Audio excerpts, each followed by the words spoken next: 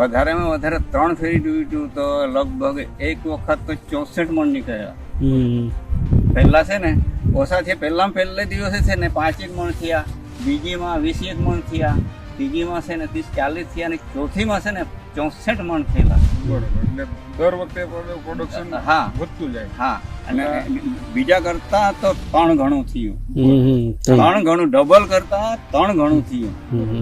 3 ગણું તમને પ્રોડક્શન આની નથી મળ્યું. હા, કારણ કે આ છે ને આમાં 10 થી 12 તોડ તો તૂટી ગઈ.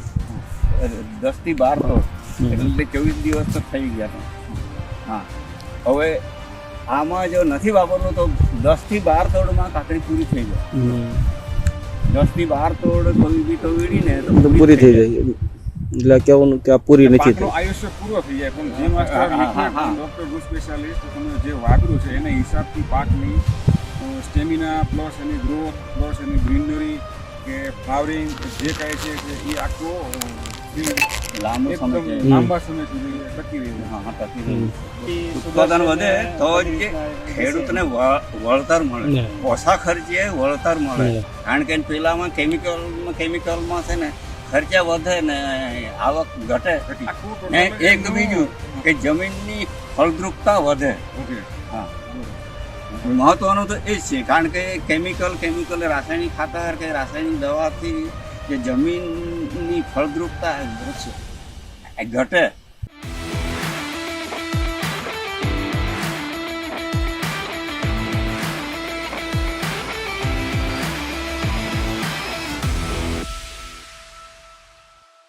નમસ્તે ખેડૂત મિત્રો, ગુજરાત બાયોસાયન્સ અમદાવાદ. આજે વ્યારા તાલુકાના આપણા ડીલર મિત્ર એવા એપિનભાઈ ભૂમિ એગ્રો સેન્ટર વ્યારા, એમને આપણે જી માસ્ટર અહીંયા ખૂબ સારી રીતે વેચેલું છે. અને એમને જે ખેડૂતને આપેલું છે એ ખેડૂતની ફિલ્ડ મુલાકાતે આપણે આવેલા છે. એ ફિલ્ડ મુલાકાતે આપણે અત્યારે શેરડી અને પ્લસ એમની અંદર કાકડીનું વાવેતર કરેલું છે. કાકડીની અંદર એમને આ પહેલાં એક વખત વાપરેલું છે. તો આપણે અત્યારે એમની મુલાકાતે આવેલા છીએ, તો એમના મંતવ્યનું આપણે ખેડૂત મિત્રોને સજેસ્ટ કરીએ કે એ એમને જે વાપરેલું છે એના રિઝલ્ટ વાઇઝ, એ ક્વોલિટી વાઇઝ, એનું પ્રોડક્શન, એનું ઉત્પાદન જે કાંઈ છે એ આપણે એમની પાસેથી મેળવીએ. તમારું નામ? દલભુભાઈ મનિયાભાઈ, ગામ ચીખલી છે. બરોબર. રહેવાનું ચીખલી ને ખેતર વીરપુરમાં, વીરપુરની જમીન. હવે એમાં છે ને મેં શેરડી રોપવા પહેલા 15 થી 20 દિવસે કાકડી રોપી દીધી. કાકડી રોપ્યા પછી શેરડી રોપી ને એમાં છે ને જી માસ્ટર ડીચિંગ એક જ વખત કરેલું છે ને હવે છે ને સ્પ્રે કરવાનું છે. તો બીજાની છે ને એ લોકો એ નથી વાપર્યું, બીજું કોઈ બી વાપર્યું હોય એ તો નહીં ખબર. એ લોકોની માર પછી શરૂ થઈ તો એ પૂરી થઈ ગઈ. બરોબર. હવે આ છે ને હજુ ચાલશે ને હજુ કદાચ સ્પ્રે કરા ને ડીચિંગ કરા તો હવે કેટલો સમય ચાલશે. હવે તો એ પહેલી વખતનું છે એટલે કેટલો સમય ચાલશે હવે પછીનો સમય ખબર પડે. પણ રિઝલ્ટ આમ સારામાં સારું રિઝલ્ટ. એટલે તમારું કહેવાનું એવું છે કે જે તમે જે વાપર્યું છે એ પાક લાંબા ગાળાનો થયો અને જેને નથી વાપર્યું એ પાક ટૂંકા ગાળાનો થયો, સુકારો આવી ગયો કે પ્રોડક્શન ઓછું આવ્યું. એટલે એના હિસાબથી તમને રિઝલ્ટ સારું મળ્યું એવું સારું મળ્યું. બરોબર. એટલે મેં તમારું શું કહેવું છે? એમ પ્રોડક્ટની અંદર એમ જોઈએ તો રિઝલ્ટમાં બી સારા છે ને એમ જેને ખેડૂતે વાપર્યું છે ને એ બીજી વખત પાછો વાપરશે જ એમ. બરોબર. હા, તમે આ સિવાય બીજા કયા પાકમાં આપેલું છે આ વિસ્તારની અંદર? બીજું ચોળી ખરી ને ચોળીમાં બી ચોળીનું ખેતરમાં હશે ને ચોળીમાં બી ડીચિંગ કરવાનું છે. ચોળીમાં રીંગણમાં એ કાલે તો એવી રીતે લગભગ છે ને 16-17 મણ તૂટેલી છે ચોળી. અત્યારે ચોળીનો ભાવ હશે ને ત્યાં ખેતરે આપણે છે ને આમથી જાઉં જોઈ આવું. તો આમાં તમને વાપર્યા પછી રિઝલ્ટ વાઇઝ ખૂબ સારું પરિણામ તમને મળ્યું? સારું મળ્યું. પછી પ્લસ બીજું તમને આની અંદરથી પ્રોડક્શન વધારે મળ્યું હોય એવું તમને ખાતરી થઈ? હા, કે બીજા કરતા તો 3 ગણું થયું. 3 ગણું, ડબલ કરતા 3 ગણું થયું. 3 ગણું તમને પ્રોડક્શન આની અંદરથી મળ્યું. હા કારણ કે આ છે ને આમાં 10 થી 12 તોડ તો તૂટી ગઈ, 10 થી 12 તોડ એટલે 24 દિવસ તો થઈ ગયા ને. હા હવે આમાં જો નથી વાપરવું તો 10 થી 12 તોડમાં કાકડી પૂરી થઈ જાય. 10 થી 12 તોડ કોઈ બી તો વીડીને તો પૂરી થઈ જાય. એટલે કેવું કે આ પૂરી નથી પાકનું આયુષ્ય પૂરો થઈ જાય, પણ જે માસ્ટર ડોક્ટર રૂટ સ્પેશિયાલિસ્ટ તમે જે વાપર્યું છે એના હિસાબથી પાકની સ્ટેમિના પ્લસ એની ગ્રોથ પ્લસ એની ગ્રીનરી કે ફ્લાવરિંગ જે કાંઈ છે એ આખો લાંબો સમય એકદમ છે. લાંબા સમય સુધી એ ટકી રહ્યું હા ટકી રહ્યું છે. બરોબર.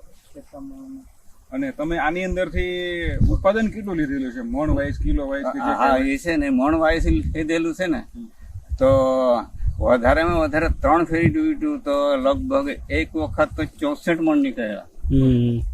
પહેલા છે ને ઓછા થયા, પહેલે દિવસે છે ને 5 મણ થયા, બીજીમાં 21 મણ થયા, ત્રીજીમાં છે ને 30-40 થયા અને ચોથીમાં છે ને 64 મણ થયેલા. બરોબર. એટલે દર વખતે પ્રોડક્શન હા. વધતું જાય. હા તો હવે તમે આ જે પ્રોડક્ટ તમે વાપરી છે તો હવે તમે બીજા ખેડૂતોને ભલામણ કેવી રીતે કરશો કે ભાઈ આ વસ્તુ સારી છે તો આખી આ વસ્તુ વાપરવા જેવી છે, તમે ભલામણ કેવી રીતે કરશો વપરાય છે. તમારી આસપાસના ખેડૂતો? હા એટલે એ લોકોને તમે કહેતો જ છું ને, કહેતો છું પણ જ્યાં લગીને એ લોકો વાપરે ને ત્યાં લગીને મેં છે ને ઘણાને કીધું છે પણ કોઈ કે લાવી આપજે આમ મને કીધું ને લે આમ નથી કીધું. બરોબર.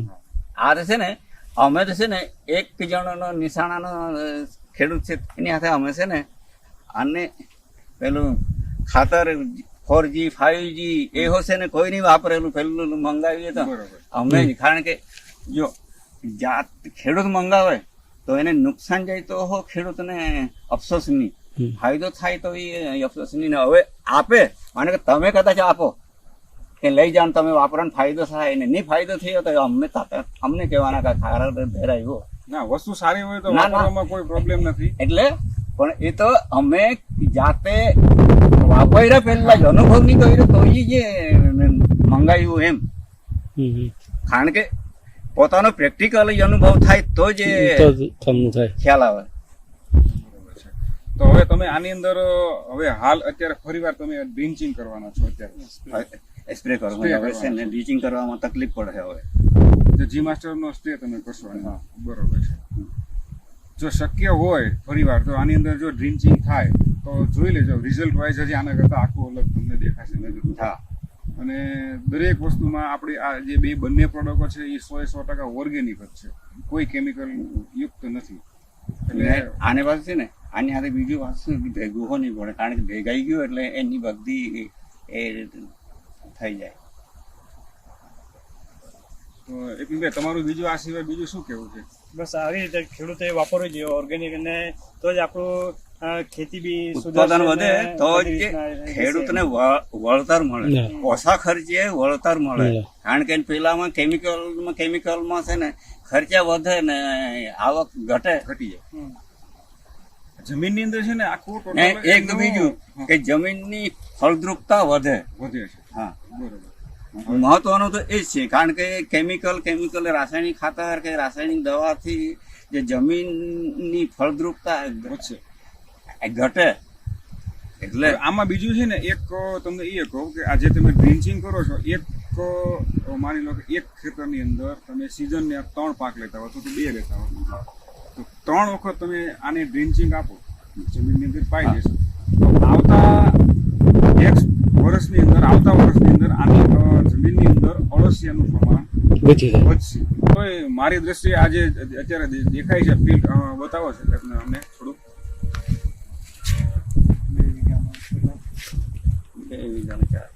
64 મણ લગીને કાઢ્યા.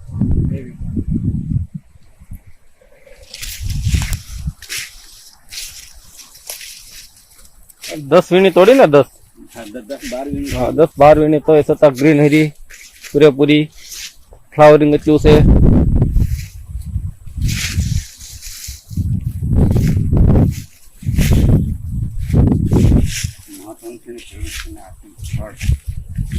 ફળ કંટ્રોલ થાય ને તો જ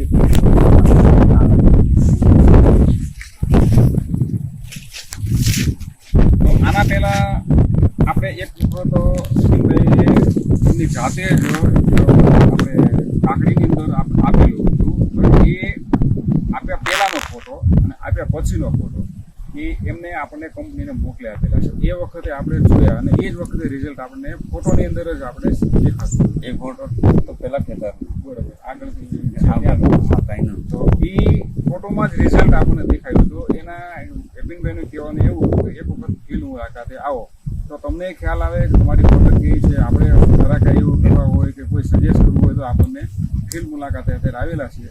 તો આમાં આપણે અત્યારે રિઝલ્ટ વાઇઝ બહુ સારું દેખાય છે. ખેડૂત પણ સંતોષ છે અને આપણા ડીલર મિત્ર એપિનભાઈ પણ ખૂબ જ સંતોષ છે. એટલે એમને પ્રોડક્ટ સેલ કરવામાં ખૂબ જ સરળતા રહેશે. બીજું આપણી આ ગુજરાત બાયોસાયન્સની યુટ્યુબ ચેનલ અને ફેસબુકની અંદર અવારનવાર આપણે વિડીયો આપતા હોઈએ છીએ અને અમારી ચેનલને સબસ્ક્રાઈબ કરજો અને ફરી વખત આપણે આ ફિલ્ડ મુલાકાતે આવશું. આપનો ખેડૂત મિત્ર ખૂબ ખૂબ આભાર. અપિનભાઈ આપનો પણ આભાર. નમસ્તે.